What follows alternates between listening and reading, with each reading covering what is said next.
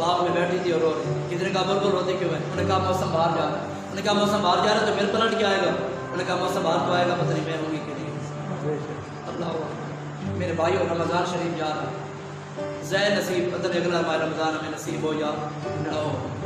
यही माह रमज़ान की जो बढ़िया मुकद्दस गुजर रही है उनको बनी मिल जाए और अपने रब से अपना तल्लुक टूटा हुआ जोड़ अपने रब को राज़ी करो, अपने रब को मना लो। फिर ये अशार में अपनी बात ख़त्म करता हूँ। जे दम जी से याद करे से बरकत माह रमज़ान दी, जे दम जी से याद करे से बरकत माह रमज़ान दियाँ, सूरत सुन कुरान दियाँ, इस्तावे मेहमान दियाँ। मस्जिद अंदर आइयाँ बहारा पढ़ियाँ तरावियाँ रोज़ेदारा, मस्जिद अंदर आइयाँ बहारा पढ़ियाँ तरावियाँ रोज़ेदारा, सूरत सुन कुरान दियाँ, इस्तावे मेहमान दियाँ। हाफिज़ रहंदे कुरान सुनेंदे, हाफिज़ रहंदे कुरान सुनेंदे, सुनने वाले दर्जे पहंदे, सूरत सुन कुरान दियाँ, इस्तावे मेहमान दियाँ। और ये पारासी अगला साल कितने हमसे बिछड़ गए, कितने भाई हमसे रुखसत हो गया, अलविदा हो गए।